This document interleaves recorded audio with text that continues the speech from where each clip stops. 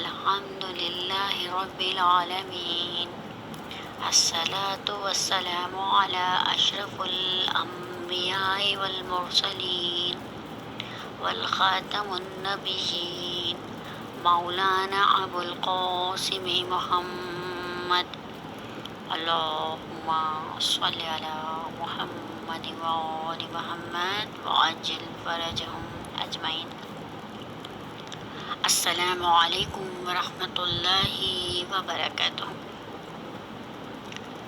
تمام تر حمد و ثنا اس خالق کے لیے، اس مالک کے لیے کہ جو کائنات کا چلانے والا اور بنانے والا ہے، جو ہمیشہ سے ہے اور ہمیشہ رہے گا۔ اے خدایا، ہمیں طاقت عطا فرما، ہمیں قوت عطا فرما اپنی نعمتوں پر شکر ادا کرنے کی، اور تیری دی ہوئی نعمتوں سے صحیح استفادہ اٹھانے کی۔ مالک، تیری اتنی نعمتیں ہیں کہ ہم اس کا شمار نہیں کر سکتے، اور تیری بہت سی نعمتوں میں سے ایک نعمت آنکھیں بھی ہیں، جو ہمیں ہر رنگ کو دکھاتی ہیں، ہر منظر کو دکھاتی ہیں، اور یہ آنکھیں ہی ہیں جو خوشی اور غم میں اپنے تاثرات بتاتی ہیں۔ اور میں بچوں کو آنکھوں پہ ایک جملہ بتانا چاہوں گی۔ آنکھیں ہیں غم شاہ میں رونے کے لیے، آنکھیں ہیں غم شاہ میں رونے کے لیے، دل حق نے دیا ہے ملول ہونے کے لیے۔ دھوتے ہیں ہر ایک شے کو پانی سے مگر، دھوتے ہیں ہر ایک شے کو پانی سے مگر، یہ آنسو ہے فقط گناہ دھونے کے لیے۔ اور ہمیں حسین میں رونے کے لیے۔ خدایا، تیری ہر نعمت کا شمار کرنا مشکل ہے، انہیں جو تو نے ہمیں آنکھیں دی ہیں، اگر یہ غم حسین میں نہ روتی، یہ غم حسین کو نہ سمجھتی، تو میں سمجھتی ہوں پھر ان آنکھوں کا فائدہ کیا تھا۔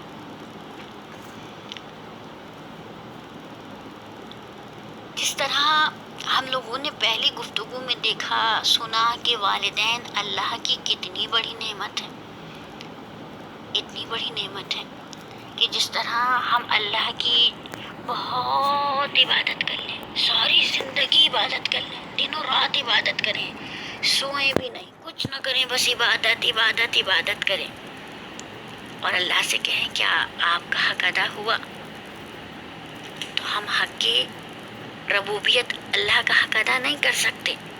اسی طرح سے ہم ساری زندگی اپنے والدین کی اطاعت کریں، ان کے ساتھ غصہ نہ کریں، ان کی باتوں کو سمجھیں، ان کے بتائے ہوئے اچھے راستے پہ چلیں، اور اپنے والدین کی عزت کریں، وہ کہیں پڑھو تو ہم پڑھیں، ان کی بات مانیں ساری زندگی، اور پھر ہم اللہ میں ایسے کہیں کیا ہم نے والدین کا حق ادا کر دیا؟ تو اللہ کہے گا نہیں، جس طرح میرا حق ادا نہیں ہو سکتا، اسی طرح والدین کا حق بھی ادا نہیں ہو سکتا، اور حق کے اہل بیت بھی ادا نہیں ہو سکتا۔ آج میں آپ تمام لوگوں کو دیکھیں، محرم کی آج دوسری تاریخ ہے، اور میں بچوں کو بڑوں کو بس ایک وظیفہ کہوں گی، آپ کو روزانہ ایک تسبیح لینی ہے، اور سورہ اخلاص کہو کہ اللہ ایک ہے، قل هو اللہ احد والا سورہ روزانہ 100 دفعہ پورا پڑھنا ہے، اور کسے تحفہ دینا ہے؟ امام حسین کو۔ جب آپ 10 دن تک یہ روزانہ امام حسین کو تحفہ دیں گے تو 11 محرم سے لے کر پورے سال امام حسین بھی آپ کو تحفہ دیں گے، اور امام حسین کے تحفے بڑے نادر ہوتے ہیں، بڑے قیمتی ہوتے ہیں، بڑے اچھے ہوتے ہیں، اور مختلف ہوتے ہیں، دنیا کے تحفوں کی طرح نہیں ہوتے۔ دنیا بھی دیتے ہیں مولا، آخرت بھی دیتے ہیں۔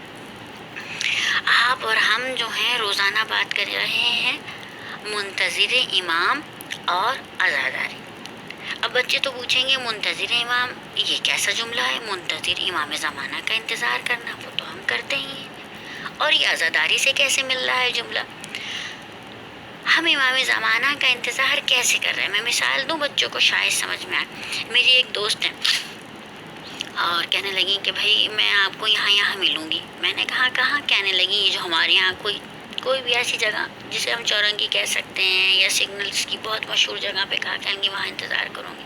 اب میں نے کہا کوئی مسئلہ نہیں ہے، آ جائیے گا۔ وہاں تو دیکھیے میں وقت کی پابند ہوں، کہیں گی ہاں میں آپ سے پہلے پہنچوں گی، آپ آ جائیے۔ جب میں وہاں گئی تو دیکھا وہ تو آئی نہیں، میں اپنے وعدے پہ وہاں پہنچ گئی، لیکن میں نے دیکھا کہ وہاں پر خوب رونق ہیں، بازار ہیں، لوگ آ رہے ہیں جا رہے ہیں۔ میں کھڑی رہی، مجھے پتہ ہی نہیں چلا کتنی دیر گزر گئی، اور مجھے یاد ہی نہیں رہا میں تو کسی کا انتظار کر رہی ہوں۔ میں تو سارے منظر دیکھتی رہی اسی میں میری دوست آئی، آ کے بہت معذرت کرنے لگی، کہیں گی بہت معذرت مجھے دیر ہو گئی۔ میں نے کہا نہیں کوئی بات نہیں، مجھے تو پتہ ہی نہیں چلا۔ ایسی ہی تھی وہی ایسی ہیں وہ، بعض دوست ایسے ہی ہوتے ہیں، اپنے وقت کی پابندی نہیں کرتے۔ ایک دن انہوں نے پھر مجھ سے ایسے ہی کہا، میں کیونکہ پہلے بھی کر چکی تھی انتظار، اتنی اچھی جگہ کیا تھا تو مجھے تو کوئی پرابلم نہیں تھی۔ ایک دن پھر کہیں گے میں فلاں جگہ آپ کا انتظار کروں گی۔ میں نے کہا ٹھیک ہے، مجھے کہا، اور میں تو وقت پہ پھر پہنچ گئی۔ اب جو دیکھا تو وہاں کچھ بھی نہیں تھا، نہ کوئی سڑک تھی، نہ کوئی شاپنگ مال تھا، نہ کوئی آ رہا تھا، نہ کوئی جا رہا تھا، میدان تھا، گرمی تھی، مجھے پیاس لگنے لگی، پیاس لگنے کے بعد مجھے پسینے آنے لگے، مجھے تھکن ہونے لگی۔ میں نے کہا کوئی بیٹھنے کی جگہ کچھ نہیں۔ لیکن وہ پچھلی دفعہ تو بہت دیر سے آئی تھی، اس دفعہ تھوڑی دیر سے آئی، لیکن مجھے تو بڑا برا لگا، بہت برا۔ جب وہ آئی میں نے غصے سے کہا آپ وقت پہ آتی ہی نہیں ہیں۔ ارے بھائی یہ کیا، وہ کیا سوچیں گی کہ پہلی دفعہ تو میں دیر سے آئی، اس سے زیادہ دیر سے آئی تھی۔ انہوں نے مجھ سے کہا تھا کوئی پرابلم نہیں، آج میں جلدی آ گئی اور یہ مجھے ایسے کہہ رہی ہیں، کیوں ایسا کیوں ہوا؟ کیونکہ جب ہم پہلی دفعہ کھڑے تھے وہاں اتنے نظارے تھے کہ ہمیں ان کا انتظار کھلا ہی نہیں، برا نہیں لگا۔ دوسری دفعہ مجھے ایسی جگہ پہ کھڑا کیا جہاں میرے لیے کوئی نظارے ہی نہیں تھے، تو میرے لیے تو ایک سیکنڈ جو تھا وہ تو گھنٹوں جیسا ہو گیا نا، مجھے برا لگا انتظار کرنا۔ یہ جو امام زمانہ کا انتظار ہے نا، اگر ہم اسے تفریحاً کریں یا بس یوں ادھر سے آئیں، امام زمانہ آ جائیے، بھئی آپ آ کیوں نہیں رہے ہیں؟ ہم اس طرح سے کریں، اور کبھی ہمارا دل بے چین ہی نہیں ہو، ہم کبھی اس طرف دیکھیں ہی نہیں، کیونکہ یہاں انتظار ایسا نہیں ہے کہ ہمیں تکلیف دے رہا ہو، کیونکہ گویا ہم ایسی جگہ پہ کھڑے ہیں جہاں شاپنگ مال ہے، سڑک ہے، ملنے جلنے والے ہیں، سلام دعا کرنے والے۔ لیکن بچوں، جس دن ہم نے اس دنیا سے دل ہٹا لیا، اس کے نظارے، اس کی تفریح گاہیں ہمارے لیے ایک بنجر زمین کی طرح ہو جائیں گے، ایک صحرا ڈیزرٹ کی طرح، جہاں ہمیں کسی کا بھی انتظار کرنا کھلے گا، اور ہم کہیں گے کیوں نہیں آ رہا ہے؟ ظاہر ہے امام کا انتظار ایک عبادت ہے، اور اس عبادت میں اور امام کی اطاعت ہم پہ واجب ہے۔ جس وقت بھی امام آئیں گے ہم امام سے یہ نہیں کہیں گے آپ کے آنے میں دیر کیوں لگی، میں کب سے انتظار کر رہی تھی۔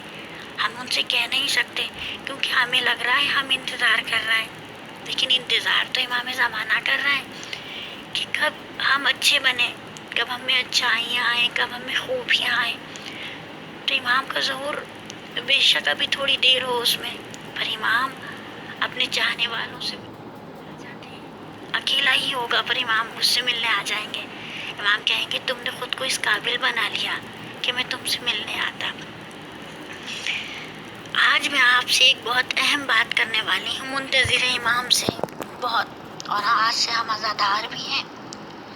بہت اہم بات، سورہ یونس کی آیت نمبر 35، سورہ یونس آیت نمبر 35۔ میں عربی نہیں پڑھوں گی کیونکہ چھوٹے بچے سن رہے ہیں، آپ اپنی مما سے کہیے گا مما آنٹی نے یہ جو بتائی ہے اسے نکالیں، آپ بھی پڑھیں اور مجھے بھی سمجھائیں۔ اللہ پھر کیا وہ شخص جو حق کی طرف رہبری کرتا ہے زیادہ حقدار ہے کہ اس کی پیروی کی جائے، یا وہ جو راہ نہیں جانتا اس کی پیروی کی جائے، سوائے اس کے کسی راہ دکھائی جائے، پھر تمہیں کیا ہو گیا ہے؟ تم کیسا فیصلہ کرتے ہو؟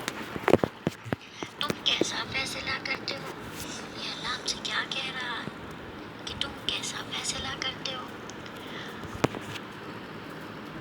ہمارے ہاں ہم اپنا قائد نہیں چنتے، ہم نے کہا ہماری رہبری کے لیے سارے 12 امام کافی ہیں، ہم اپنے 12 اماموں کو مان لیتے ہیں، ہمارے لیے یہ بات کافی ہے، لیکن سورہ یونس تو کچھ اور کہہ رہی ہے۔ اللہ نے کہا جو جانتا ہے اور جو نہیں جانتا، ہمیں جاننے والے کی بات ماننی ہوگی یا بنا جاننے والے کی بات ماننی ہوگی؟ دیکھیں، ہمارا دشمن بہت چالاک ہے، ہمیشہ وہ ہمیں تنگ کرنے کے لیے، ہمیں گرانے کے لیے، ہمیں اللہ کی نگاہ میں گرانے کے لیے، ہمیں زمانہ کی نگاہ میں کچھ خرابی کرتا ہے۔ دشمنوں کی سازش کامیابی، دنیا کی اور دشمنوں کی یہ سازش کامیاب ہو جاتی ہے، کیونکہ ہم اپنے عقیدے میں بڑے کمزور ہیں۔ آج مسلمانوں کو بہکانا بہت آسان ہو گیا ہے، اس کی سب سے بڑی وجہ خدا کو سپر پاور نہ سمجھنا اور غیر اللہ پہ بھروسہ کرنا۔ دیکھیں بچوں، ہماری مما کو، ہمارے بابا کو ہماری کیا بات بری لگتی ہے؟ ہمارے بہت سے بچے ایسے ہیں جو فقط ٹی وی دیکھتے رہتے ہیں، اور کچھ بچے ایسے ہیں جو ہر وقت اسمارٹ موبائل ہاتھ میں لیے گیم دیکھ رہے ہیں۔ زیادہ تر بچے پب جی دیکھ رہے ہیں، زیادہ تر بچے جو ہیں GTA 5 دیکھ رہے ہیں، کسی کی باتیں ہی سن رہے ہیں، اس میں ہمیں کرائم کرنا سکھا رہے ہیں، ہمیں مارنا سکھا رہے ہیں، ہمیں لڑنا سکھا رہے ہیں، اور ہمارا دل سخت بنا رہے ہیں، پر ہم گھنٹوں نکل جاتے ہیں، ہمیں پتہ ہی نہیں چلتا۔ اور جب ایسے میں مما کہہ دیتی ہیں بیٹا نماز سیکھو، سپارہ پڑھا کرو، اپنے اسکول کا پڑھ لو، ہمیں بہت برا لگتا ہے، ہمیں لگتا ہے ہمارے دشمن ہے، ہمارے بابا ہمارے دشمن ہیں۔ بیٹی سورہ یونس کی اس آیت پہ ذرا غور تو کرو، اور پورے قرآن میں ذکر، والدین کسی کے دشمن ہو سکتے ہیں؟ والدین تو کبھی کسی کے دشمن نہیں ہوتے، کسی کے بھی۔ جو کافر والدین ہیں نا، وہ بھی اپنے بچوں کے دشمن نہیں ہوتے۔ ہمارے والدین تو مسلمان ہیں، ہمارے والدین تو امیر المومنین علی ابن ابی طالب علیہ السلام کے ماننے والے ہیں۔ ہمیں دشمن کو پہچاننا ہوگا، جیسے کہ امام جعفر صادق علیہ السلام نے ارشاد فرمایا، جو شخص اپنے زمانے کے حالات سے واقف ہو جائے وہ ناگہانی یلغار سے بچ جاتا ہے، وہ ناگہانی یلغار سے بچ جاتا ہے۔ اب آپ کہیں گے آنٹی نے تو بالکل منع کر دیا، موبائل نہیں دیکھنا ہے، ٹی وی نہیں دیکھنا۔ بالکل نہیں، میں نے یہ نہیں کہا، بالکل نہیں۔ آپ نے اپنے اندر اتنی سمجھ تو رکھنی ہے کہ ہمارا دشمن ہم سے اس وقت کیا ہدف لے رہا ہے، ہم سے کیا ٹارگٹ پورا کروا رہا ہے، ہمیں امام زمانہ کے راستے سے ہٹا رہا ہے، ہمیں گرا رہا ہے، ہمیں بیمار کر رہا ہے۔ اور آپ کو پتہ ہے نا، جب انسان بیمار ہو جائے تو وہ عبادت بھی صحیح نہیں کر سکتا، بستر پہ پڑا رہتا ہے۔ اللہ نہ کرے کہ ہماری روحیں بیمار ہو جائیں، اللہ نہ کرے کہ ہم ایسی پریشانی کا شکار ہوں۔ میں آج آپ کو ایک واقعہ سنانا چاہتی ہوں، اور ایک ایسا کہ جو ہمیں امام زمانہ سے قریب کر سکتا ہے، اور ہمیں سمجھ میں آئے گا کہ یہ عزاداری کیسے ہم امام زمانہ تک لے جا سکتی ہے، کیسے ہم امام زمانہ تک پہنچ سکتے ہیں۔ بچوں، امام حسین کے ایک دوست تھے، کچھ چھوٹے سے تھے، عمر میں تو تھوڑے امام حسین سے بڑے تھے، مدینے میں بھی ساتھ رہے۔ جب مولا علی کوفے آ گئے تو وہ کوفے آ گئے، پھر وہ واپس مدینے نہیں جا سکے، کچھ فاصلہ آ گیا۔ ایسے دوست تھے امام حسین کے کہ کیا کرتے تھے، حالانکہ عمر میں تھوڑے بڑے تھے لیکن اپنے امام کی معرفت رکھتے تھے، اور اللہ نے انہیں یہ درجہ بھی دیا کہ وہ صحابی رسول بھی تھے، صحابی امیر المومنین بھی تھے، صحابی امام حسن بھی تھے۔ امام حسین کو بھی دیکھا، انہوں نے امام زین العابدین کی بھی زیارت کی ہوئی تھی، انہوں نے 5ویں امام محمد باقر کی بھی زیارت کی ہوئی تھی۔ بڑے مرتبے والے بچپن سے ایک عادت تھی۔ ایک دن رسول خدا نے دیکھا کہ امام حسین کسی جگہ سے گزر رہے ہیں، اور ان کے ساتھ ان کا یہ دوست جہاں امام حسین کے پیر رکھے پڑتے تھے نا زمین پر، وہاں سے مٹی اٹھاتے تھے اور اپنے سر پہ ڈالتے تھے۔ رسول اللہ نے ان کی یہ چاہت دیکھی، محبت دیکھی اور دیکھ کے کہا تھا کہ کیا خوبصورت نام ہے اس کا، حبیب۔ حبیب کسے کہتے ہیں؟ دوست کو بھی کہتے ہیں، اور جسے ہم چاہتے ہیں نا اسے بھی حبیب کہتے ہیں، جس سے ہم محبت کرتے ہیں اسے بھی حبیب کہتے ہیں۔ آپ کو پتہ ہے یہ امام حسین کے اتنے اچھے دوست تھے، جب ہمیں کوئی پرابلم ہوتی ہے تو ہمیں سب سے پہلے کون یاد آتا ہے؟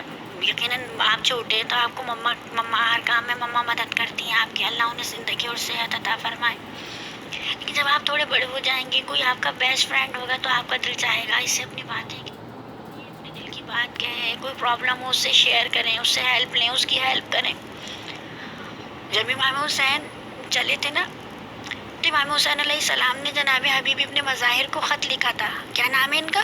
حبیب ابن مظاہر، انہیں خط لکھا تھا، اور انہیں خط لکھا تھا، اس خط میں لکھا تھا کہ میں تمہارا انتظار کر رہا ہوں، اگر تم میری مدد کے لیے آ جاؤ تو مجھے خوشی ہوگی، اور اگر نہ آ پائے تو پھر قیامت کے دن ملاقات ہوگی۔ یہ خط لکھ دیا اور قاصد لے کر خط چلا گیا۔ حبیب کے پاس جب یہ خط پہنچا نا، ہم کہتے ہیں ہم انتظار کر رہے ہیں امام کا، انتظار، دیکھو جب تک ہمارے انتظار میں سچی لگن نہیں ہوگی نا، تب تک ہمارے لیے ہر مشکل نماز پڑھنا مشکل رہے گا، لڑکیوں کے لیے پردہ کرنا مشکل رہے گا، ماں باپ کا کہنا ماننا مشکل رہے گا، بیوی کے لیے شوہر کی اطاعت کرنا مشکل رہے گا، ہر کام مشکل رہے گا۔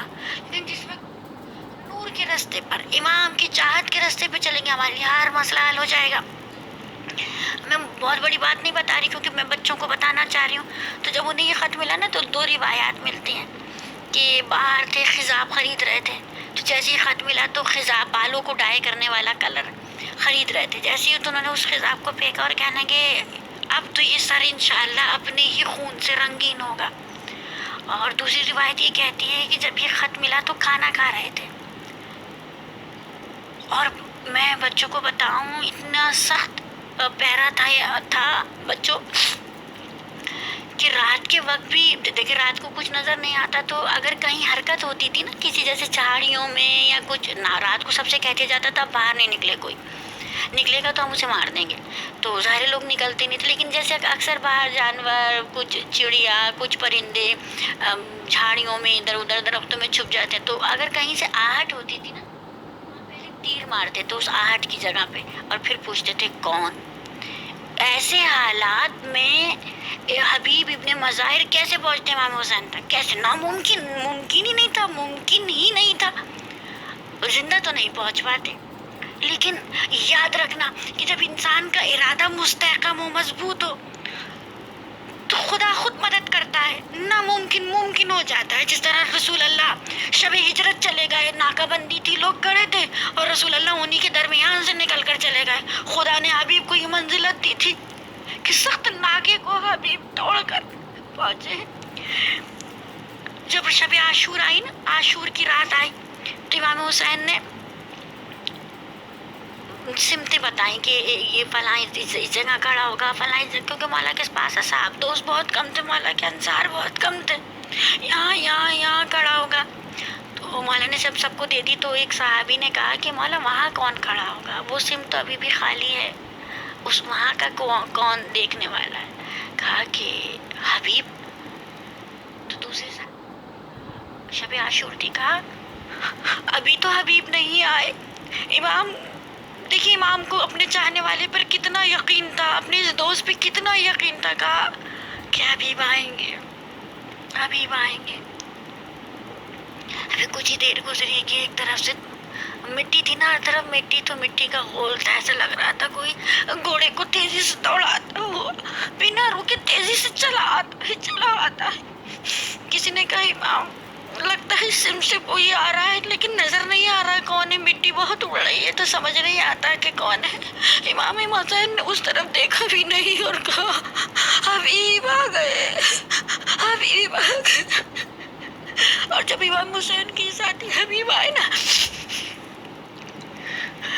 تو سارے ساتھی خوش ہو گئے، بوڑھے خوش ہو گئے، بچے خوش ہو گئے، جوان خوش ہو گئے۔ امام کے پاس دوست نہیں تھے، ایسے میں کوئی جب آیا تو ایک سب نے زور سے اللہ اکبر، اللہ اکبر تکبیر کہی، اتنی زور اور پرجوش تکبیر تھی کہ جناب زینب جو خیمے کے اندر تھی نا، وہ سوچنے لگی کہ ایک دم سے تکبیر کہی ہے، کہیں جنگ ابھی تو نہیں ہو گئی، رات کو جنگ تو نہیں ہو گئی۔ انہوں نے اپنی کنیز فضا سے کہا فضا جاؤ دیکھو یہ تکبیر کیوں کہتے ہیں، اتنا جوش کیوں ہے؟ جب فضا گئی تو دیکھا کہ حبیب گھوڑے سے اتر رہے تھے، امام حسین اپنے ہاتھوں کو پھیلائے ہوئے تھے۔ خدا ہمارے وقت کے امام کے ظہور میں تاجل فرمائے، ہمیں بھی اچھا ایسا ہی اپنے امام کی مدد کرنے میں ناصر کرنا، نصرت کرنے والوں میں شامل فرما۔ حبیب کے لیے ہاتھ امام حسین کھولے ہوئے تھے اور حبیب دوڑ کے میرے مولا کی طرف آئے، چاہتے تھے سینے سے لگے، لیکن تعظیم، مقام تعظیم یہ تھا کہ حبیب پیروں کی طرف جھکے کہ پھر سے خاک اٹھاؤں اور اپنے سر پہ ڈالوں۔ امام حسین نے جھک کر حبیب کو بلند کیا اور سینے سے لگا لیا اور کہا حبیب مجھے یقین تھا تم ضرور آؤ گے۔ ادھر فضا نے آ کے جب جناب زینب سے کہا نا بی بی امام حسین کے بچپن کے دوست حبیب آ گئے، بس اتنا سنا بی بی زینب بہت خوش ہوئی اور بی بی زینب نے کہا جاؤ فضا امام حسین کے اس دوست کو میرا سلام کہہ دو اور کہو اے حبیب تجھ پر سلام، تو اس غربت کے وقت میں میرے بھائی کی مدد کرنے کو آیا ہے۔ بس فضا گئی اور کہنے لگی حبیب تجھے مبارک ہو، تجھے زہرا کی بیٹی زینب سلام کہتی ہے۔ بس روایت کا جملہ ہے کہ حبیب جہاں کھڑے تھے وہیں بیٹھ گئے اور بیٹھ کے خاک کربلا کو اٹھا کے سر پہ کہنے لگے ہائے غربت کا عالم آل رسول پر کہ نبی اللہ کی بیٹیاں غلاموں کو سلام کہتی ہیں۔ رحمت اللہ للعالمین القوم الظالمین۔